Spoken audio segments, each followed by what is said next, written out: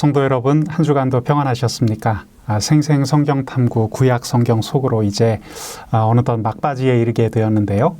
오늘은 10번째 시간으로 침묵시대 속으로의 내용을 함께 살펴보려고 합니다.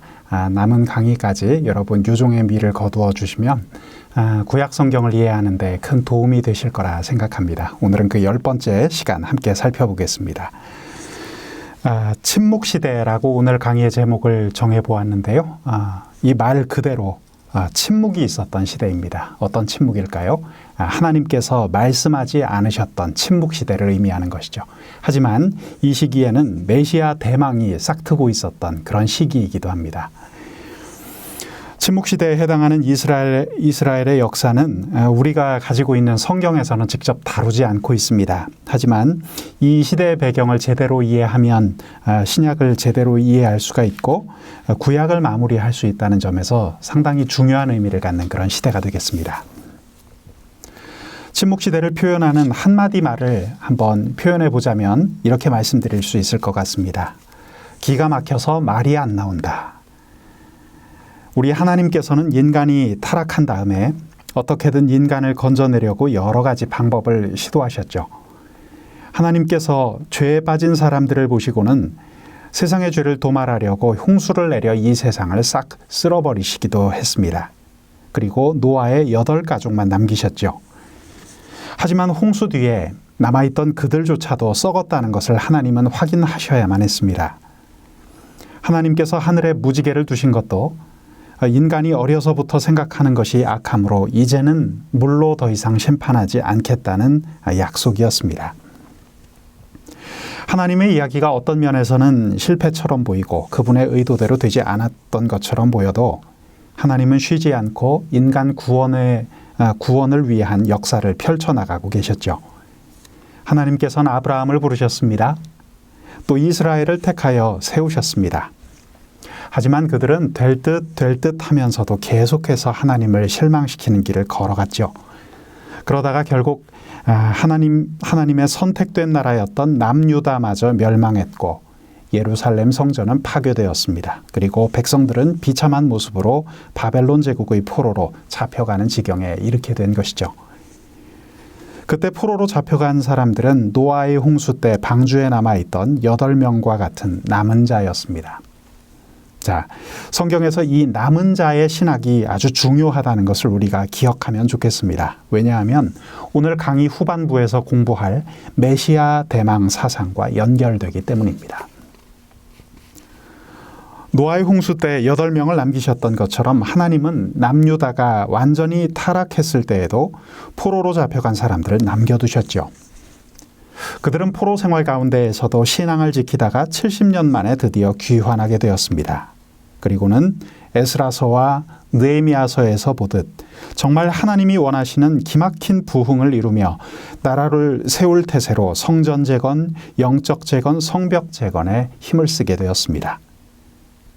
그러나 그 이후에 또 벌어지는 그 사람들의 이야기를 보면 또다시 죄가 시작되었다는 것을 우리는 알 수 있죠.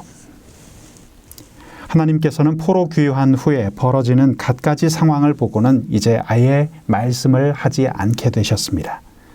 그분의 심정은 한마디로 기가 막혀서 말이 안 나온다였습니다. 이처럼 하나님께서 말씀을 더 이상 하지 않으시니 더 이상 선지자가 나올 방법이 없었죠. 이사야, 예레미야, 에스겔, 다니엘, 호세아 같은 선지자들이 이제는 더 이상 역사 무대 속에서 등장할 수가 없었습니다. 이처럼 하나님께서 말씀을 하지 않으시니 선지자도 없었고 성경도 더 이상 쓰여질 수가 없었던 것이죠. 그저 캄캄하기만 했던 400년의 시간이었습니다. 일부 자유주의적이고 비판적인 학자들은 침묵 기간이 200년이었다고 분석하는 학자들도 있지만 하나님께서 상당한 시간 동안 침묵하셨다는 것만큼은 분명한 사실입니다. 생각해보면 예수님께서 무덤 속에 3일을 계실 때에도 굉장히 캄캄한 시간이었습니다. 그때도 하나님께서는 아무 말씀을 하지 않으셨죠. 하지만 예수님이 무덤 속에 계시던 바로 그 3일처럼 이 400년의 침묵 시대도 아무 의미 없이 오직 캄캄하기만 했던 그런 시간은 아니었습니다. 무덤 속의 3일이 부활을 준비하는 시간이었듯이 이 침묵의 시대 속에서 하나님께서는 하나님의 약속을 기다리고 있던 사람들에게 메시아를 이 땅에 보낼 준비를 하고 계셨던 것이죠. 즉 고난받던 사람들의 마음속에 메시아를 기다리는 마음이 한껏 차올랐던 숙성기가 바로 이 400년의 암흑기였던 것입니다. 이 400년으로의 도립을 알리면서 구약을 마무리 짓는 말씀이 있습니다. 말라기 4장 5절 6절 말씀인데요. 우리 화면 자막을 보시면서 함께 읽어보시겠습니다.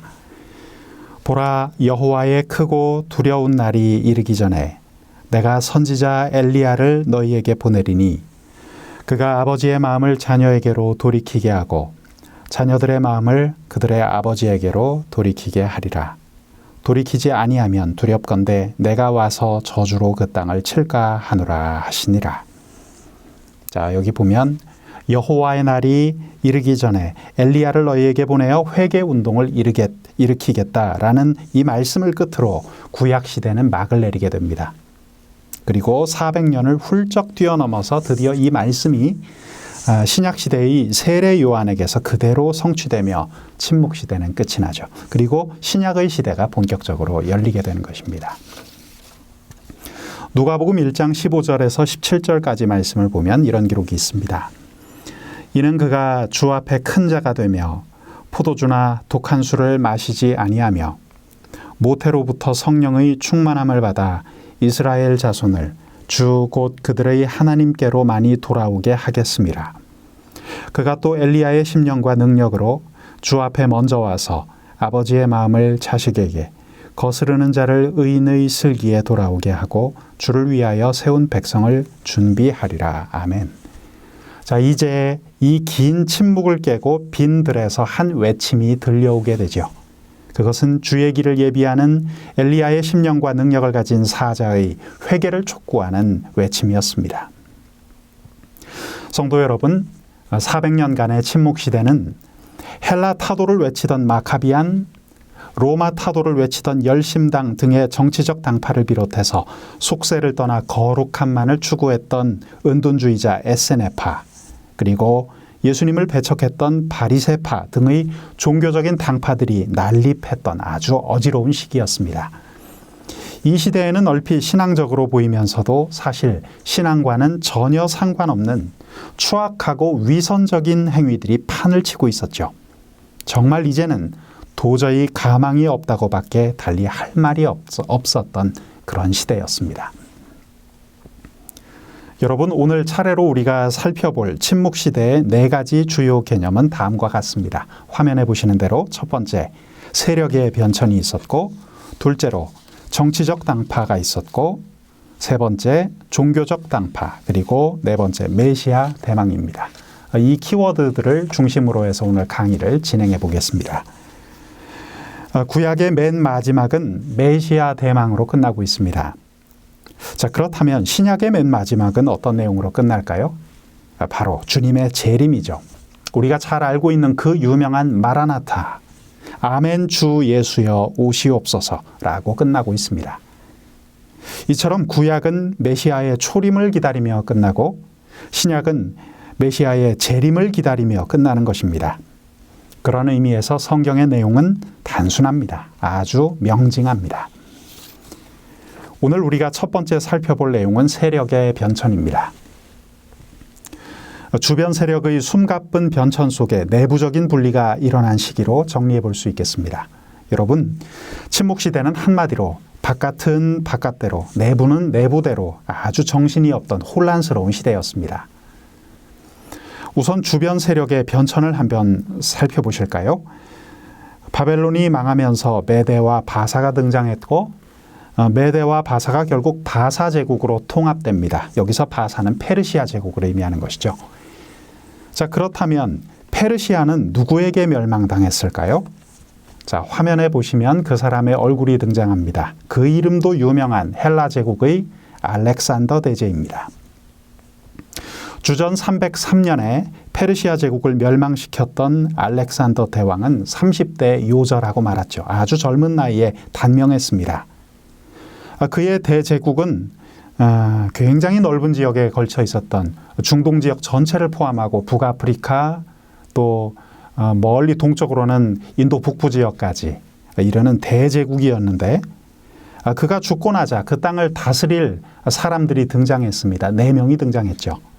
그래서 그의 대제국은 그의 수하였던 4명의 장군에 의해서 네 가지 왕국으로 나뉘어지게 됩니다.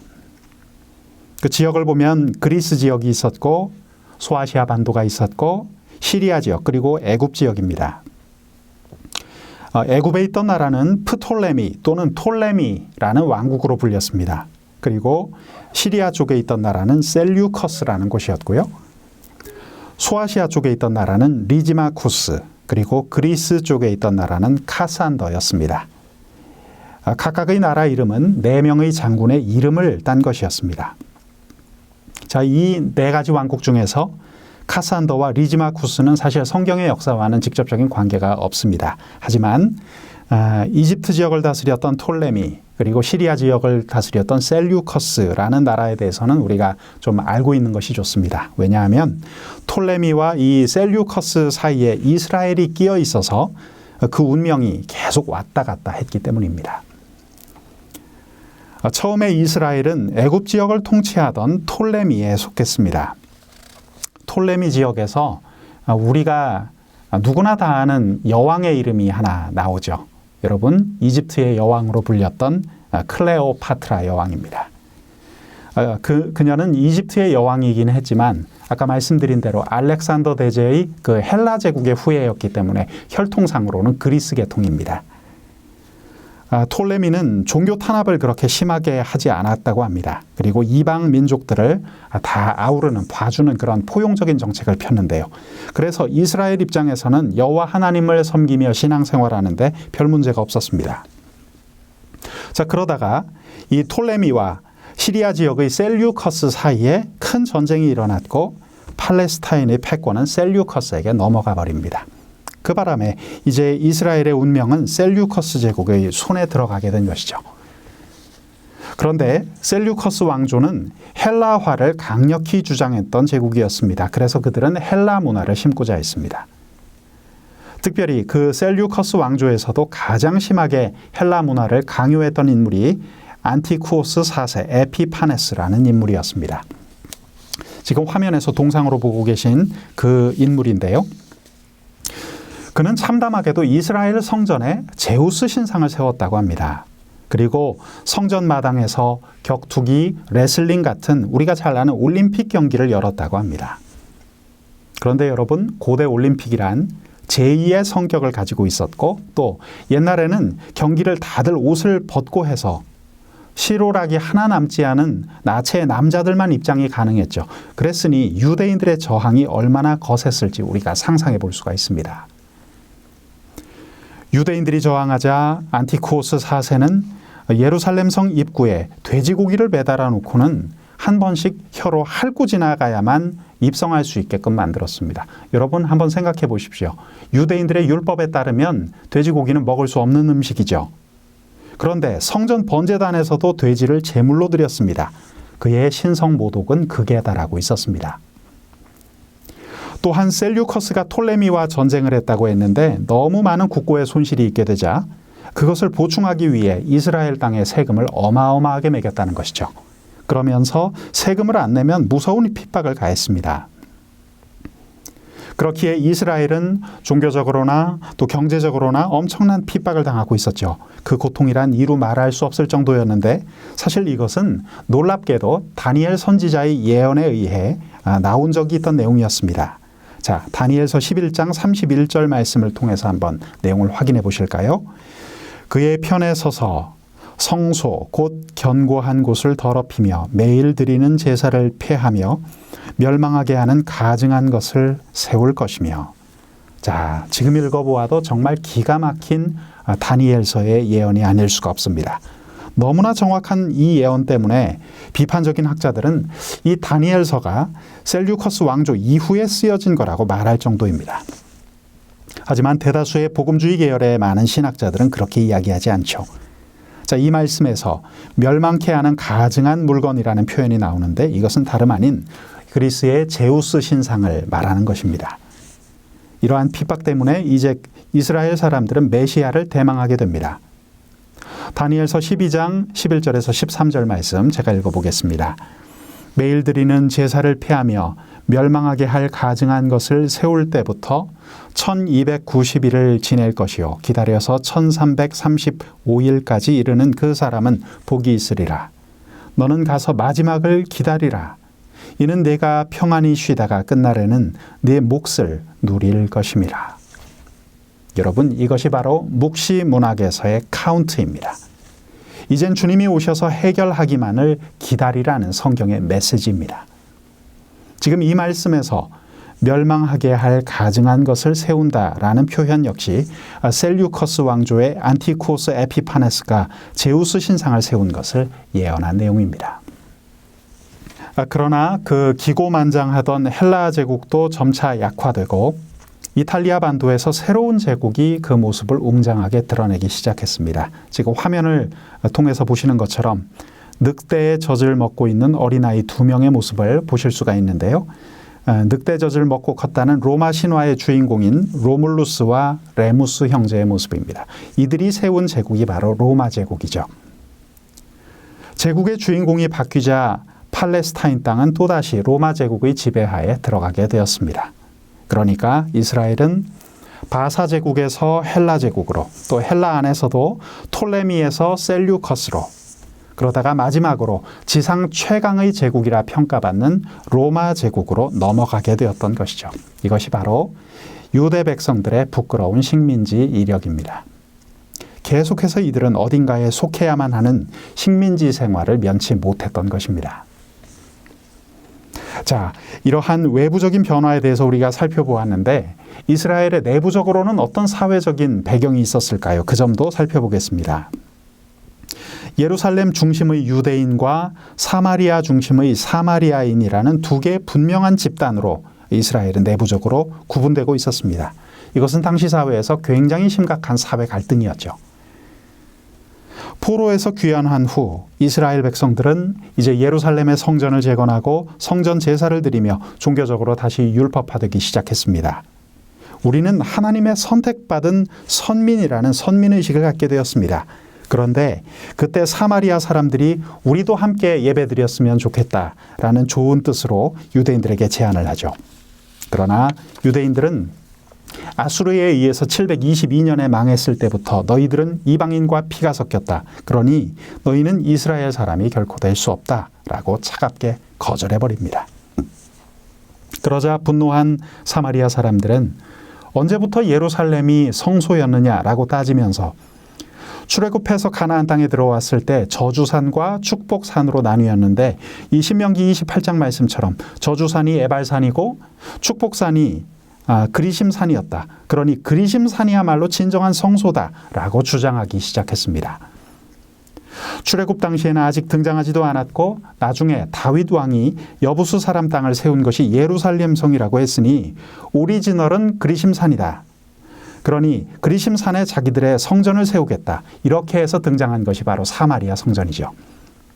이렇게 해서 유대인들은 예루살렘 성전을 중심으로 신앙생활을 했고 사마리아 사람들은 그리심산에 세운 성전을 중심으로 구분해서 신앙생활을 하게 되었던 것입니다. 이처럼 사마리아인들이 그리심산에 성전을 세운 것은 오직 성전에 대한 자존심 하나로 살던 유대인들을 제대로 건드린 사건이었습니다. 아주 큰 사건이었죠. 이제 유대인들은 사실 예루살렘은 다윗 때부터 시작된 것이 아니다. 우리의 조상 아브라함이 이삭을 번제로 바치려고 했던 모리아 산이 헤브론에서 3일길 올라가던 곳에 있었으니 출애굽보다 훨씬 이전부터 예루살렘은 존재했다라는 논리로 그 영적인 정통성을 주장하고 있었죠. 이에 대해서 사마리아 사람들은 아브라함이 이삭을 바쳤던 모리아 산은 그리심산이다. 언제부터 예루살렘이 성지였냐? 그리심산이 성지였다라고 맞받아치면서 헤브론에서 3일길을 정확하게 자로재어 증거로 들이대기도 했습니다. 자, 결국 이렇게 싸우다가 유대인과 사마리아인은 결국 상종을 안 하게 되었습니다. 바로 이 내용이 침묵시대에 굉장히 중요한 이스라엘 당시의 시대 배경이 됩니다. 여러분, 성경을 보아도 유대인들은 이방인 못지않게 사마리아인들을 배척하고 싫어했다는 것을 알 수 있는데요. 자, 이러한 배경으로 볼 때 예수님께서 선한 사마리아인의 비유를 드셨다는 것은 당시로서는 일대 파격이었던 셈입니다. 제사장이나 레위인은 사람이 쓰러진 것을 그냥 지나쳤지만 선한 사마리아인이 그를 정성껏 돌보았다라고 예수님께서 말씀하셨으니 정말 유대인들의 미움을 사고도 남을 만한 이야기였죠.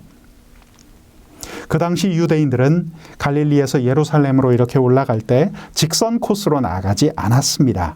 왜냐하면 사마리아를 통과할 수 없었기 때문입니다. 사마리아를 통과하지 않으려고 가까운 곳을 놔두고 일부러 요단강 건너 동편 쪽으로 돌아서 올라갔죠. 그 정도로 사마리아를 증오하고 배척했던 것입니다.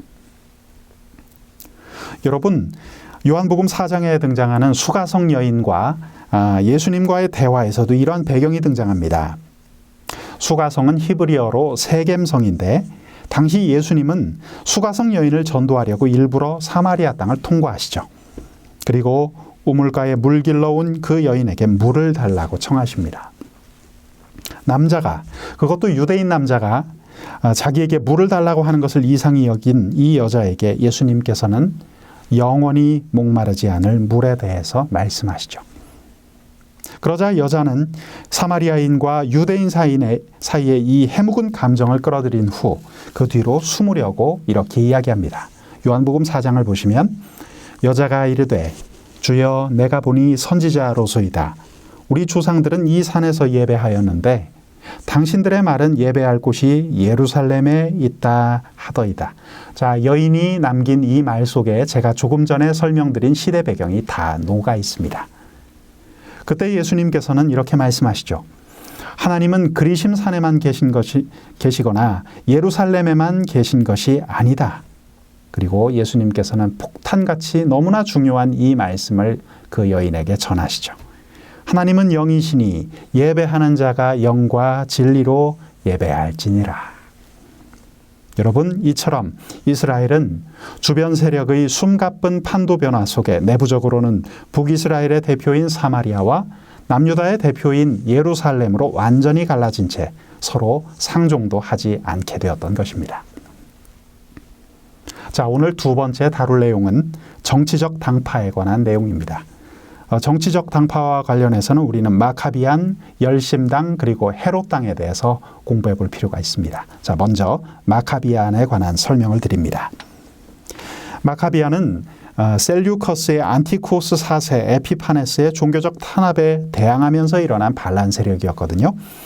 예루살렘에서 지중해 쪽으로 조금 떨어진 모데인이라는 곳에 마타디아라는 늙은 제사장이 살고 있었다고 합니다. 그는 셀류커스 사람들의 핍박을 견디다 못해 결국 흥분해서 목숨을 걸고 봉기를 일으키죠. 마침 그때 셀류커스 왕조는 상당히 많이 약해져 있는 상태였습니다. 자, 마타디아에 이어서 마카비, 곧 쇠망치라는 별명을 가진 그의 아들 유다가 반란을 주도하는 인물로 등장하죠. 유다는 결국 반란을 성공시켰고 이스라엘 땅을 회복했습니다. 그는 주전 164년 12월 14일에 예루살렘을 회복하고 성전을 재헌당했는데요. 성전을 접수하고 보수했던 이 날을 기념해서 하누카, 수전절이라는 절기가 생겨나게 되었습니다. 이 유다 마카비가 이끌었던 당을 일컬어서 마카비안이라고 불렀는데 마타디아로부터 시작된 마카비안들은 훗날 하스몬 왕가를 세우고 70년에서 80년 정도 독립국가를 이루게 되었습니다. 자, 오늘 두 번째로 살펴볼 정치적 당파는 열심당입니다. 자, 열심당 어디선가 한번 들어본 적 없으십니까? 우리가 사복음서를 읽을 때에도 열심당원이라는 그런 표현이 등장하는데요. 이 열심당을 뜻하는 것입니다. 주로 로마 제국을 상대로 암살과 테러를 감행해서 투쟁했던 아주 무서운 그룹이었죠. 성경에서 젤로트, 셀로신, 갈릴리 사람 등으로 불리기도 했던 사람들입니다. 우리가 사복음서를 읽다 보면 수제자 베드로가 너도 갈릴리 사람 가운데 있었다라는 공격을 받고서 흥분하는 장면을 볼 수가 있는데요. 그것은 이유가 있습니다. 그 당시 갈릴리 사람이라는 말 속에 열심당원이라는 의미가 녹아 있었기 때문이죠. 만약 열심당원인 것이 발각되면 언제든 체포되어 잡혀갈 가능성이 있었던 것입니다. 열심당원 가운데에서도 특별히 암살 전문단이 있었다고 하는데요. 그것을 시카리라고 불렀습니다. 시카리. 자, 우리 공교롭게도 우리말 시칼이라는 말과 너무 비슷하죠. 이 사람들은 시칼처럼 이런 칼을 늘 품에 품고 다녔는데 요즘으로 말할 것 같으면 무장 테러 단체와도 같은 사람들이었습니다. 이 시카리와 관련해서 한마디 더 하자면 예수님의 제자였던 가롯 유다에서 가롯이라는 말의 원래 발음 이스카리옷이라는 말이 이 시카리라는 말에서 나왔다고 합니다. 그래서 가롯 유다는 원래 암살 전문단인 시카리 출신이었다고 보는 성경학자들도 상당히 많이 있다는 것 참고해 두시면 좋겠습니다. 자, 오늘 세 번째로 생각해 볼 정치적 당파, 굉장히 중요한 세력인데요. 바로 헤롯당입니다. 헤롯당. 앞서 설명드린 마카비아는 이런 구호를 가지고 있었습니다. 헬라 타도. 열심당원의 모토는 로마 타도였습니다. 하지만 헤롯 당의 정신은 어떤 것이었냐면 누이 좋고 매부 좋고 좋은 게 좋은 거다. 이런 모토를 가지고 있었던 사람들이었습니다. 헤롯 당은 유대 지역 분봉왕이었던 에돔 사람 헤롯의 가문, 특히 헤롯 안티파스를 추종하던 세력이었죠. 유대 분봉왕으로 신약성경 앞부분을 보면 사복음서에 헤롯 가문이 등장하는 것을 여러분들 아실 겁니다. 이 헤롯은 사실 유대인들이 아닙니다. 에돔 사람이었죠. 아까 말씀드린 것처럼 변천 세력 속에서 로마 제국이 급부상하면서 이 로마 제국에 잘 보이기 위해서 빌붙었던 인물이 바로 에돔 지역의 사람 헤롯의 가문이었습니다. 이 배경을 이해하시면 좋겠습니다. 그들은 성전을 보수해 준 헤롯이 혹시 메시아가 아니냐라고 많은 백성들이 헤롯을 추종했는데 실제로 이 사람들의 목표는 그냥 현실적으로 이익을 좀 보자는 것, 그 이상 그 이하도 아니었습니다. 뭐 골치 아프게 로마와 싸우냐, 잘 먹고 잘 살면 되는 것이지, 이런 식이었죠. 이들은 정치적으로는 타협주의자였고 실리주의자였습니다. 또한 종종 사두개인들과 동일시되기도 했는데요.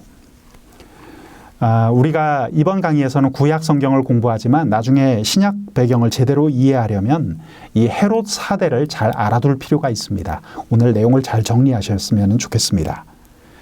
우선 성경에 나오는 헤롯 중에서 꼭 알아두어야 할 인물이 있는데 바로 큰 대자를 쓴 대헤롯이라는 인물이죠.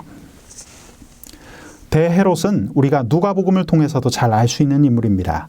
예수님이 태어나셨을 때 아기 예수를 죽이려고 베들레헴 지역에서 태어난 2살 이하의 남자아이를 모조리 다 죽였던 바로 그 잔인했던 인물이죠.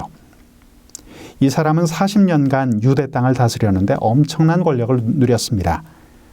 부인이 10명이나 있었는데 그 가운데 마리암네라고 하는 여자는 그와 경쟁 관계에 있었던 하스몬 왕가의 딸이었다고 알려져 있습니다. 마카비 가문에서 나온 하스몬 왕가의 딸을 부인으로 맞아들이면서 일종의 유대 정통성을 확보하려고 노력했던 것이죠. 하지만 그 사이에서 아들 알렉산더가 태어났는데 백성들 간에 이런 소문이 돌기 시작했습니다. 알렉산더가 왕이 되면 유다인의 피를 이은 하스몬 왕이 돌아온다라는 소문이었습니다. 이 소식에 큰 불안감을 느낀 대헤롯은 큰 연회를 베풉니다. 그리고 그 자리에서 자신의 어린 아들이었던 알렉산더를 매정하게 살해해버리죠. 아무리 아들이라 할지라도 자신의 왕권에 도전하면 제거해버릴 수 있는 아주 잔인한 인물이 바로 대헤롯이었습니다. 이 헤롯 가문의 사람 중에서 우리가 또 한 명 꼭 기억해야 할 사람이 있습니다. 바로 헤롯 안티파스라는 사람입니다. 헤롯 안티파스는 사복음서에도 등장하는 아주 중요한 인물인데요. 이복형 빌립의 부인 헤로디아, 곧 형수를 빼앗아서 아내로 삼은 사람이었죠. 헤로디아에게는 이미 빌립과의 사이에서 난 살로메라는 딸까지 있던 상태였습니다. 많은 유대인들은 이 파렴치한 왕을 한 목소리로 비난했는데요. 그 중에서 제일 목청을 높였던 사람이 있었으니 누구일까요? 여러분들도 잘 아는 인물입니다. 바로 세례 요한이죠. 결국 옥에 갇히게 된 세례 요한은 헤로디아의 계략에 넘어간 헤롯 왕에 의해서 목베임을 당하고 말았죠. 누가복음 13장 32절에서 예수님께서 저 여우라고 지칭했던 인물이 바로 이 헤롯 안티파스라는 인물이었습니다. 그리고 그 다음에 나오는 인물이 바로 헤롯 아그리파 1세입니다.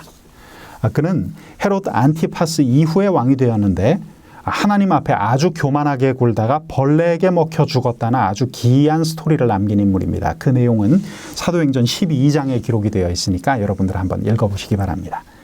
자, 마지막으로 아그리파 1세의 뒤를 이어서 그 아들인 아그리파 2세가 왕이 되는데 그는 바울이 옥에 갇혀 있을 때 동생인 버니게와 함께 바울을 대면했던 사람으로 알려져 있는 인물이죠. 자, 그 내용은 사도행전 25장과 26장에 기록이 되어 있으니 여러분 한번 참고해 주시면 좋겠습니다. 자, 이어서 오늘 세 번째 다룰 내용, 종교적 당파입니다. 종교적 당파로는 크게 세 가지 세력을 언급해 볼 수 있겠습니다. 하나는 사두개파, 또 하나 바리새파, 그리고 마지막으로 에세네파가 있었습니다. 자, 첫 번째로 사두개파를 저는 개파라고 부를 수 있다고 생각하는데요. 정말 개처럼 큰 탐심을 종교적으로 위장하던 무리들이었기 때문입니다. 사두개파는 다윗에 의해 세워졌던 사독의 후예라고 자칭했고 마카비안에 변질된 후예였던 하스몬 왕가를 지지하고 헬라 문화를 지향했죠. 부와 권력을 추종했던 귀족주의적, 세속주의적 당파였습니다. 자, 사두개파는 헤롯 당과 거의 일치할 정도로 굉장히 현실적인 사람들이었는데요. 이들의 특징은 돈이 많았다는 것도 있습니다. 돈이 아주 많았던 사두개파는 특별히 신학적으로 아주 중요한 특징을 가지고 있었죠. 무엇입니까? 현실에 안주하고 만족했던 사람들이기 때문에 육체의 부활의 필요성을 느끼지 못했던 사람들이죠. 따라서 신학적으로는 육체의 부활을 부정하는 인물들이 바로 사두개파 사람들이었습니다.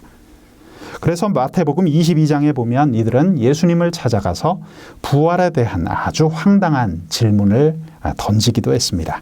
마태복음 22장 23절에서 32절까지의 말씀을 참고해서 한번 읽어주시기 바랍니다. 자, 그리고 그 다음으로 우리가 살펴볼 종교적 당파, 그 이름도 유명한 바로 바리새파입니다. 바리새파는 사두개파와 달리 하스몬 왕가가 세운 대제사장을 반대했다고 합니다. 이들은 평민 중심으로 모였고 경건주의자들이었죠. 마카비안 반란이 성공한 후에 하스몬 왕가는 아론의 후손도 아니면서 대제사장을 자처했습니다. 바로 이 모습을 반대하고 나선 사람들이 바리새파였죠. 그들은 경건을 철저히 추구하려 했고 일명 백성의 선생으로 불렸습니다. 백성들의 지지를 나름 많이 받고 있었던 세력이었죠. 그래서 요한복음 3장에 보면 니고데모가 찾아왔을 때 예수님께서 너는 이스라엘의 선생으로서 이러한 것들을 알지 못하느냐라고 하셨던 것입니다. 바리새파 사람들은 굉장히 율법에 밝았습니다. 또 백성들에게 나름대로 존경받는 사람들이었습니다. 하지만 실상은 돈을 좋아하는 사람이기도 했습니다. 한마디로 말해 그들은 율법주의에 빠지면서 속으로는 세속주의를 지향하는 형식주의자들이었던 것이죠. 누가복음 16장 14절을 보면 바리새인들은 돈을 좋아하는 사람들이었다라는 기록도 남아 있습니다. 바리새파의 경우 그 가르침이 표면적으로는 예수님과 상당히 닮아 있는 부분들이 있습니다. 하지만 비슷한 것 같으면서도 근본적으로는 전혀 그 내용이 달랐죠. 그래서 예수님을 제일 많이 공격하고 시기하고 함정에 빠뜨리려고 했던 사람들이 바로 바리새파 사람들이었습니다. 바리새파 사람들은 신학적으로 육체의 부활을 주장했습니다. 조금 전에 살펴본 것처럼 부활에 대한 신학적 견해에 있어서는 사두개파와 정반대 입장에 있었죠. 그래서 사두개파와 부활에 관한 논쟁이 붙었다 하면 이 두 세력은 꼭 싸움으로 끝이 났습니다. 오늘 종교적 당파 세 번째 세력으로 살펴볼 사람들은 에세네파입니다. 에세네파 상당히 흥미로운 사람들인데요. 오늘 강의 내용을 통해서 한번 정리해 보겠습니다. 사실 에세네파라고 했지만 바리새파, 사두개파와 달리 이 사람들은 성경에 그 이름이 등장하지 않습니다. 이 사람들은 극단적인 경건주의자 하시디안이었는데요. 속세를 떠나서 광야로 가서 집단 생활을 하는 그런 무리였죠. 지금도 이런 극단적 경건주의자들이 있긴 합니다. 세상 꼴 보기 싫으니 멀리 나가 살자, 그런 주의를 가지고 있었던 사람들인데요. 학자들에 따르면 이 사람들은 광야에 가서 살면서 결혼도 안 하고 버려진 아이들을 데려다가 키웠을 것이라고 많이 이야기합니다. 이 에스네파 사람들이 가장 강조한 것은 세례였습니다. 더러워지지 않기 위해서 밖에만 나갔다 오면 그들은 흐르는 물에 몸을 씻곤 했는데요. 자, 이런 면에서 볼 때 성경에 나오는 인물 중 에스네파의 일원으로 봄직한 인물이 아주 유력한 인물이 한 사람이 있죠. 누구입니까? 세례 요한입니다. 세례 요한의 부모 사가리아와 엘리사벳은 세례 요한을 낳았을 때 나이가 아주 많았습니다. 그러니 아마도 그가 어렸을 때 두 사람이 세상을 떠났을 것입니다.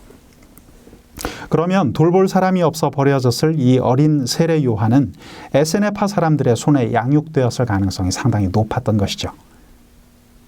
그리고 성경 말씀도 보면 이 아이가 이스라엘 앞에 나올 때까지 빈들에 있었다라는 기록도 등장합니다. 세례 요한이 세상에 나오자마자 세례를 강조했던 점도 에스네파의 특징이라고 여겨집니다. 여러분, 에스네파는 광야에 가서 살았는데 특히 쿰란이라는 지역에 가서 많이 살았다고 합니다. 그런데 조용히 살던 이들에게 갑작스럽게 최후의 날이 임하게 되었는데요. 주후 70년경 로마의 장군이었던 디도 장군이 예루살렘을 멸망시켰을 때 열심당원 1000명이 남쪽으로 도망가다가 지금 화면에서 보고 계신 이 요새 마사다라는 요새에 숨는 일이 일어났습니다. 그 열심당원들을 추격하러 내려가던 로마 군대는 쿰란 땅을 지나다가 사람들이 모여있는 것을 보고 그들을 열심당원인 줄로 오해하고 공격을 하죠. 그런데 마침 그때가 안식일이었습니다. 유대인들에게 안식일은 굉장히 중요한 의미가 있어서 공격을 받아도 함부로 전쟁을 치러서는 안 되는 날이었죠. 그래서 그들은 공격에도 불구하고 도망가지 않은 채 그 자리에서 전원 다 죽임을 당하고 말았습니다. 한 명도 남기지 않고 이 에스네파 사람들은 로마 제국 군대에 의해 다 멸절되고 말았던 것이죠. 그리하여 어이없게도 이 사람들은 이 한 사건을 통해서 인류사에서 완전히 사라져버리고 말았습니다. 결론적으로 에스네파 사람들은 그 당시 세상에 별다른 영향을 못 주고 자기들끼리 모여 살다가 허무하게 사라져 간 것처럼 느낄 수 있습니다. 하지만 여러분, 이 에스네파가 인류에게 엄청나게 귀중한 유산을 하나 남겨준 것이 있습니다. 이 경건주의자들은 씨앗 같은 것을 먹으면서 주로 성경 필사를 하며 살았다고 하는데요. 두루마리에 성경을 필사해서 그것을 항아리 같은 데 넣는 것이 이 사람들의 주요 일과였다고 합니다. 그런데 이 필사본들은 사해바다의 건조한 기후와 소금 기운 때문에 썩지 않고 놀랍게도 무려 2000년간 자연 보존이 되었다는 것이죠. 놀라운 일입니다. 여러분, 이것이 바로 그 유명한 사해의 사본입니다.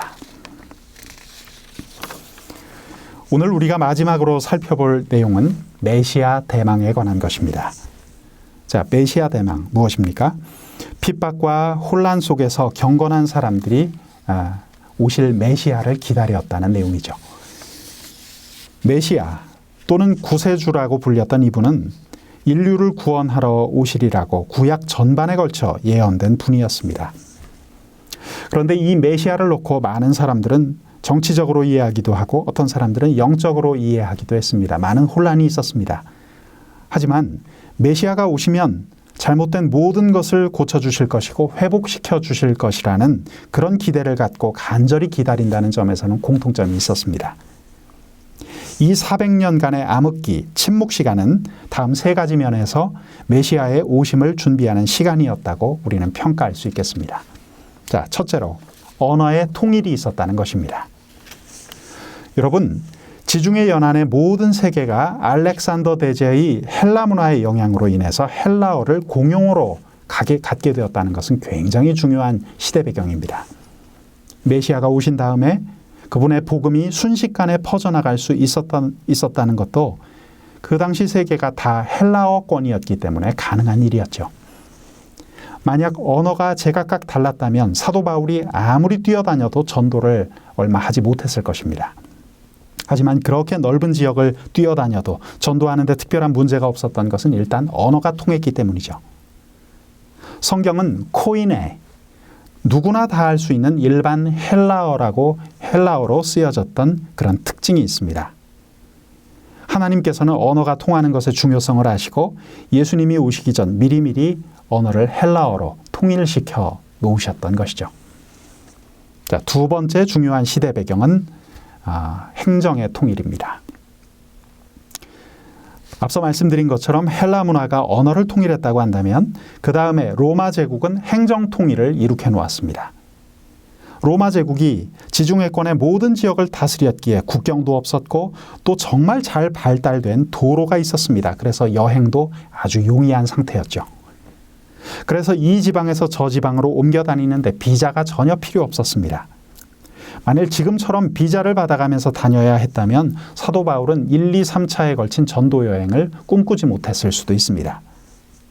여러분, 지금도 시나이 반도 쪽에 가보면 문 하나 통과할 때 바로 이집트인데도 비자가 없다고 통과시켜주지 않아서 무려 4, 5시간 땡볕에서 고생해야 하는 그런 일들이 비일비재합니다. 만약 바울이 가는 곳마다 비자를 제시해야 했다면 전도는커녕 통과라도 제대로 할 수 없었을 겁니다. 사도 바울은 전 나라가 로마 제국이었기에 비자 없이도 자유롭게 이곳저곳을 여행하며 예수님의 복음을 전할 수 있었던 것이죠. 주님께서는 메시아가 오시면 복음이 전파될 수 있도록 만반의 준비를 다 해놓고 계셨던 것입니다. 오늘 마지막으로 살펴볼 세 번째 내용은 영적 준비입니다. 유대인들은 극심한 핍박과 정치적 모멸을 당하면서도 메시아를 기다리는 마음이 폭발할 정도까지 이르게 되었습니다. 바로 그 시대가 400년 침묵 시대였는데요. 이러한 마음을 가진 유대인들이 각 나라로 디아스포라로 흩어져 살면서 복음을 전하는 교두보의 역할을 했다는 것, 이 시기에 굉장히 중요한 시대 배경이 되겠습니다. 신약 성경에 보면 많이 나오는 말이 있습니다. 하나님 나라를 기다리는 사람들. 우리가 잘 아는 아리마대 요셉 같은 사람이 바로 하나님 나라를 기다리는 사람이었죠. 이처럼 하나님 나라를 기다리던 유대인들이 디아스포라가 되어 지중해 전역으로 흩어져 살았기 때문에 사도 바울은 그들을 찾아다니면서 복음을 전할 수 있었던 것입니다. 자, 이렇게 모든 준비가 다 끝난 상태에서 이제 메시아가 오시기만 하면 되었던 것입니다. 성도 여러분, 오늘 제10강 침묵시대의 속으로의 강의를 마칩니다. 오늘 엔딩곡은 주께 가까이 날 이끄소서라는 곡으로 골라보았습니다.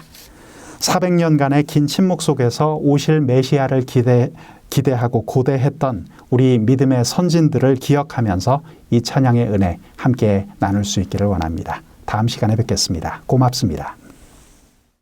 주께 가까이 날 이끄소서 간절히 주님만을 원합니다.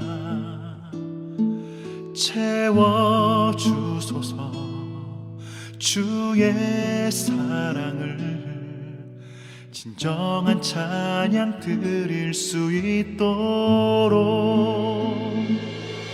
주께 가까이 날 이끄소서 간절히 주님만을 원합니다. 채워주소서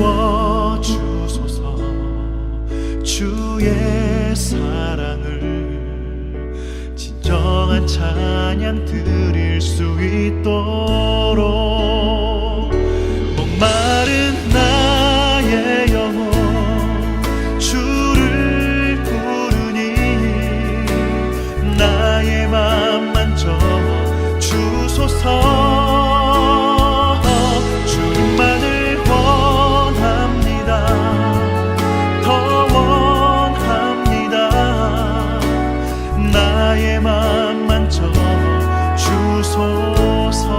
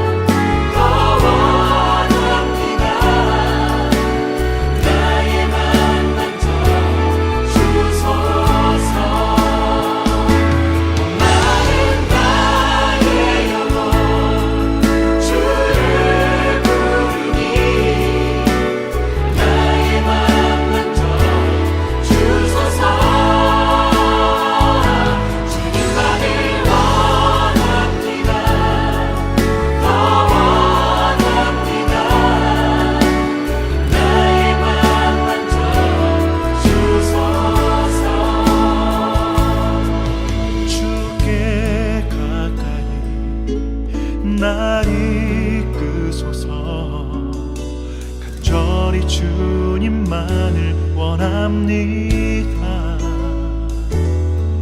채워주소서.